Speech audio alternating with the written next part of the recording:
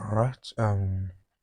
Good evening, everybody. So, in today's video, we'll be discussing the index function. So, how will we be discussing today? We're discussing the index function.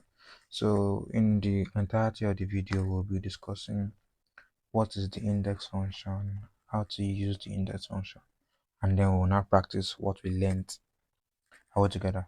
So, we'll now practice what we learned on some real life projects.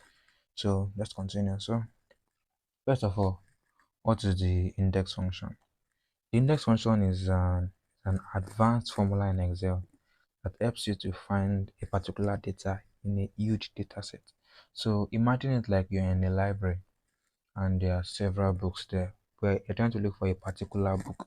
So the index function helps you to find that particular book despite the large numbers of books in that library altogether.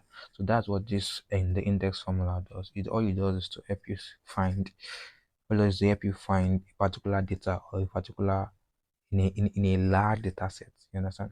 So just like a library, when you go to a library, trying to look for a particular book in a large library full of different books altogether. So for example, now imagine you have like a data that contains the list of the entire number of cities in US. I think the US has like, okay, I think they have about 52 cities or thereabout. But imagine you have a data that contains the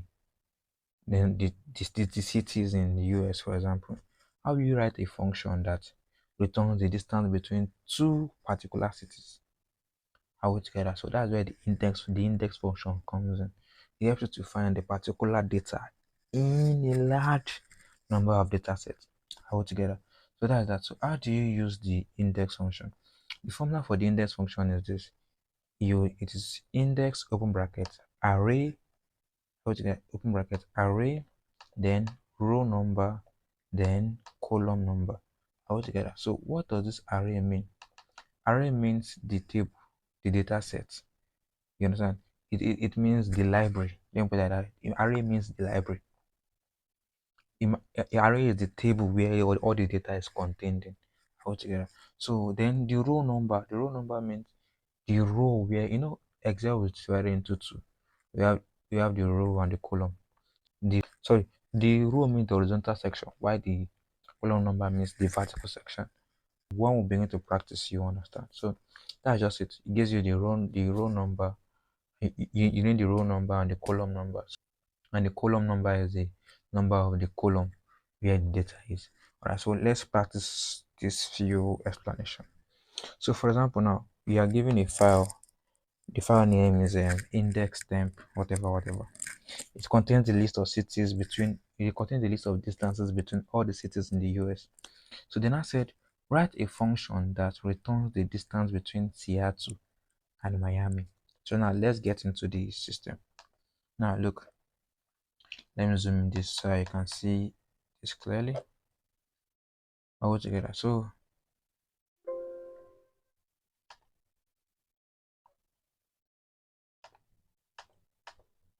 alright, so if you look at this is the file they talked about. So they said the file contains the list of distances between all the cities in the US. Write a function that returns the distance between Seattle and Miami. Now see, this is the data. They now said find the distance between Seattle and Miami. So how do you do this? First of all, what you want to do is to label this data. You understand? So first of all, what do I mean by labeling? You want to number it. You want to number the rows and number the column. This particular one will help you to easily identify the row number and the column number altogether. So let's just label it now. I call it labeling. You can also call it numbering.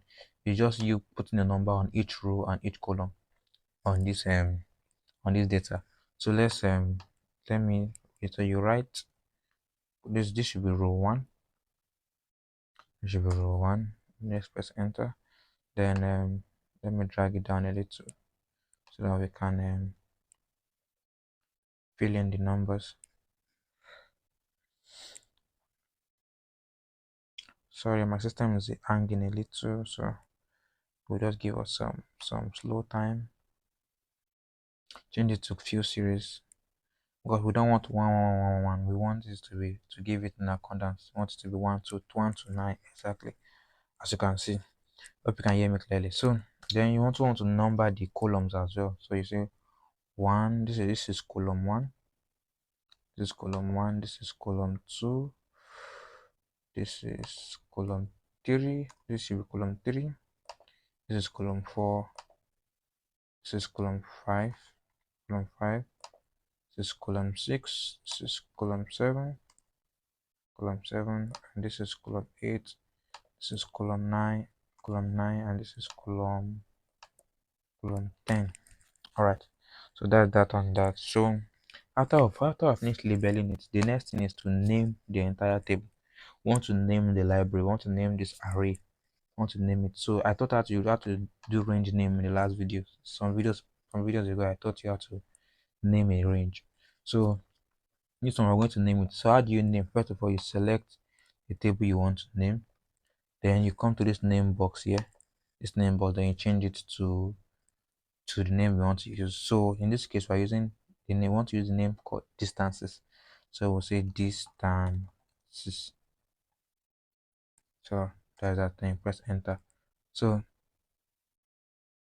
okay, if you observe, it was showing us something. Let me show you something. Now when I try to name it as distances, distances, you see it showed us this. You see, it's trying to tell us that there's already a name. There's already there's already in a range that bears the name distances. So how do we correct this? You go to your formulas, go to formulas, see under name manager, you click on it. Then when you click on name manager, you will see that this is already a range. There's a range bearing distances. So because we want to use our own, we want to name our own table as distances. If what you have to do is you can delete this one. Just delete it, and then after deleting it, you'll see that there'll be no more ranges bearing the name distances. So now we can go ahead and name our own table as distances. I hope you are getting me. So you select everything, then you click on distances and press enter. So now this entire table now is now referred to as distances altogether. So that's that. So now let's answer the questions they gave to us. So question one, they said in the file named so and so and so, it contains the list of distances between the cities in the US. Write a function that returns the distance between Seattle and Miami. So now let's look at this. First of all, you press your equals to, then you say index. You type index. After typing index, you click on open bracket, and the first thing you want to do is to call the array. So that's the name we named it. You know how we named it distances. This table we name it as distances. So you will type distances. That's the name first of all. I assume that that's automatically selected it altogether. So then I said find the distance between Seattle and Miami. Okay, so Seattle is under what row? If you look at this place now, you see that Seattle is under is under row 9. Are you seeing this place now? Seattle is under which row? It's under row 9. Are you seeing it? So you press 9 altogether. That's the row number. You press 9 and press comma. Then you see the column number. The column number, they said between Seattle and Miami. So you now check the columns. Miami is under what column? As you can see here, it's under column 8. I see now it's under column 8. So you press 8. Then you close the bracket and you press enter. So when you start pressing enter, you see it gave us a particular value. This is the distance between Seattle and Miami. Are we together? This is the distance between Seattle. Okay, I think we made a mistake in our naming. So please, okay, let's correct something. We shouldn't have. Okay, let me show you something. You remember when we were trying to name, we selected everything from here to here. Name the distances. This is wrong. It's supposed to be from here to here. You may be asking why. This is because of the way we named our rows. Remember, this is where our row started from here. So if our row started from 1 to 9, so if we're ever going to name this range, it has to start from 1 to 9. So we're not going to name those columns on top altogether. No, this will not make sense. But when you begin to practice it, to make sense altogether. So please let's delete the former range name and correct it now. So let's delete it, then close. So now we want to name this only from 1 to 9. We don't want to select the above one. So we're naming this one as distance 6 and press enter. So now if you observe that the distance has changed. As the distance, this is the correct distance. This is correct distance. So this is distance between Seattle and Miami. If you look at it, this is the value here. I see 33389. That's the value. Are you seeing it? My system is hanging a little. So now if you observe, are you seeing that? The distance between Seattle and Miami is 3389, and that's what they gave us here. 3389. So let's just say distances between Seattle, oh, let us say Seattle and Miami. Exactly. So that's the distance, 3389. Are you seeing now useful index function is? It helps you look for a particular data in a huge data set. It saves you that time that you're using your eye to look for it and so on and so forth. So that's that for that. So question 2. It said, imagine you embark on a road trip from Seattle to Phoenix, from Phoenix to Los Angeles, to Denver, to Dallas, and to Chicago. At the conclusion of the road trip, you returned to Seattle. Compute the sum of the total miles you traveled on the trip. Now, this is looking a bit complex, but it's not complex. So what they are simply saying is, you said you traveled from Seattle to Phoenix, and from Phoenix to Denver, and so on and so forth. Then I said calculate the distances you traveled in total. So what you will all basically do is, first of all, you find the distance between each cities, then you add everything together, all together. So now let's do that. Road trip, then enter. Then you see, okay, so the first distance is from Seattle to where? From Seattle to Phoenix. So you say, let's say Seattle as C. And so let's change Phoenix to PH. So you say PH. So like that. So distance between Seattle and Phoenix is index bracket. You first of all call the table that is distances. Are we together? Then the row number. We're looking for the distance between Seattle and Phoenix. Seattle is under what row number? Row number 9. Then Phoenix is under what row number? Under what column number? Phoenix is under column number 9. As you can see in this place here. This is, as you can see in this place. Sorry, it is not supposed to show, but as you can see, Phoenix is under column number 9. All together. So that's that. So you just type 9. And you see Seattle is also under row number 9. You see, so that's that. Then press enter. I see now. That give us the distance between Seattle and Phoenix is 1482. I seen that. So that's that. So from Phoenix to, I think from Phoenix to what's the nearest distance they gave us there? From Phoenix to Los Angeles. Phoenix to Los Angeles. Let's say Los Angeles as LA. LA all together. So it give us index on brackets distances close bracket row number is what. So the Phoenix is under what row number? Phoenix one is under row number 8. I seen the way I'm getting my row numbers because I labeled it. I seen, so Phoenix is under row number 8. They say 8 comma Los Angeles is under what column number? Under column number 7. Then you close bracket. Then you press enter. I seen it has given us the distance between Phoenix and Los Angeles. Now if you observe, this is the distance here. Let me show you. I seen it. The distance between Phoenix and Los Angeles is 398, and that's what Excel showed us here. All together. Look at the distance between Seattle and Phoenix. Seattle is here, Phoenix is here. You see? it is as you can see, it's 1482, as you can see in this particular place here altogether. So that's that. Then back to where we are, you say to from LA to Denver to let's say Denver as DN altogether.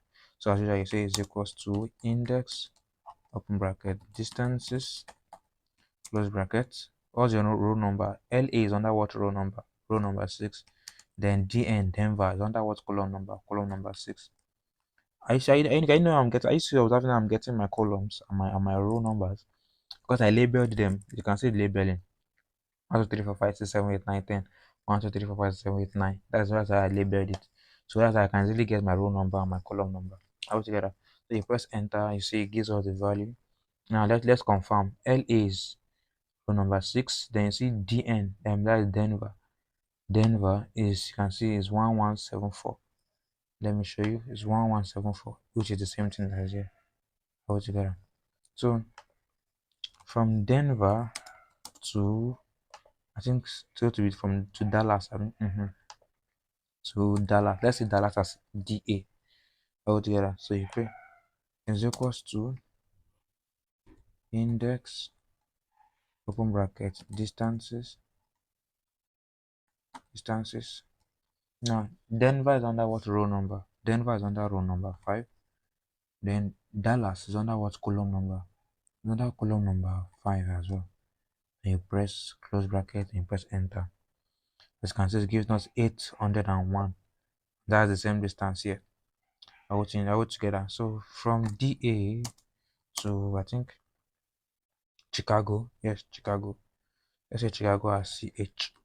So you say is equals to index open bracket distances. Then your row number DA is under what row number? Row number 4. And Chicago is under what row number? Column number 4 as well. Then you press enter. Make sure you close your bracket though, and before you press enter. So from Chicago to, so at the conclusion of the road trip, you return to Seattle, meaning you're coming from Chicago back to Seattle. So from Chicago to Seattle, so you say is equals to index what row number. Okay, first of all, you mention the table that's distances. Then you say Chicago is under what row number? Chicago is under row number 3. Then Seattle's under what row number? Seattle's under what column number? Seattle's under column number 10. So you say 10, close the brackets and press enter. All together. So remember, the goal of everything is to find the total distance. It's not, they said compute the sum of the total miles you traveled on the trip. So they said the total will not be equal to what? Total will not be equal to sum of the entire distances which you traveled. That's from here to here. Then close the bracket and press enter. I think the total distances traveled is 7112 altogether. So that's that on that. So the last question says find the sum of the total distances from each listed city to Seattle using the index function. So what they are saying is this. They said all the cities, find the total sum of all the cities to Seattle, meaning find the sum of Boston to Seattle, Chicago to Seattle, Dallas to Seattle, Denver to Seattle, LA to Seattle, Miami to Seattle, Phoenix to Seattle, and so on and so forth. So that's what they meant in that question. They said find the sum of the distances between each listed city to Seattle using the index function. So what they're simply saying is find the sum of the distances between Boston and Seattle, Chicago and Seattle, Dallas to Seattle, and so on and so forth. So what do you just do? Naturally, you would have done the long trip by finding the distances one by one, then now add everything together. But in this case, instead of doing that, there's a trick in Excel. Then the trick is this. You just say index, open brackets. Of course, you mention your table again, you say distances. So what you just do is this. You will pick the column, the row number where Seattle is. you pick the row number, that is 9. Then under column number, you put 0. Why you putting 0 is because we want to find the total distances of all of them all together.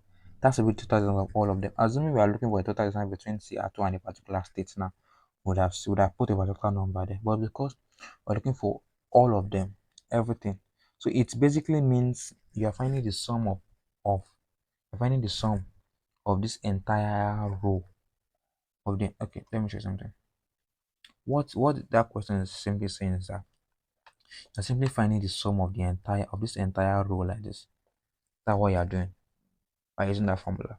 So, but what you're going to do is, so you'll see, okay, first of all, you'll see sum, because since we're finding the total, You say sum, then I say index, open bracket index, then outside and the open under bracket, you say distances, then you press comma, then you say row number 9, because that's CR2, you say comma, you say column number 0, then you close the bracket. See that column number 0, what does it mean? It means you want to find the sum of the total distances under CR2. That's just it. And press enter. See, in total, it gives you 15,230. So, meaning the distances between this one plus this one plus this one plus this one plus this plus this plus this, everything together gives us 15,230. That's what that formula means. You can also do it the other way around. Instead of using the row number, because we have CR2 on the column as well, you can say sum, open bracket, index, close brackets, you say distances. Then you see the under row number, you say 0. Now under column number, you say, because CR2 is under column 10, you say 10. Then you close your bracket, then press enter. Now, one thing you observe is that, so then they're giving us two different answers. And if you are curious enough, you try to understand that why are we having why are we having two different answers. That is because on the row number, on the row, the Excel mistakenly calculated this number 9 with it. I don't know if you get what I'm saying. So Excel calculated all the numbers on this row, including number 9, which is not supposed to be so. You understand? Which is not supposed to be so. So in order to avoid that, you would simply use the column, because under the column we don't have any extra number there, and that is saved as distances altogether. So I believe with that we're able to explain we're able to solve all the problems under index function. So please, this is not enough. It's not enough. You're still going to, you watching me do it is not enough. I will send this file to the Telegram group where you are supposed to practice everything I've done here. Everything I've done here, you practice it on your own laptop. Practice it on your own. And then after that, we'll be recording a new video. On that video, we're going to solely practice, we're going to work on real life projects, different projects where we're going to use index function in depth. You understand? So we're going to go far into the index function. So with that, we'll come to a close for this session. So see you in the next video. Thank you and God bless you.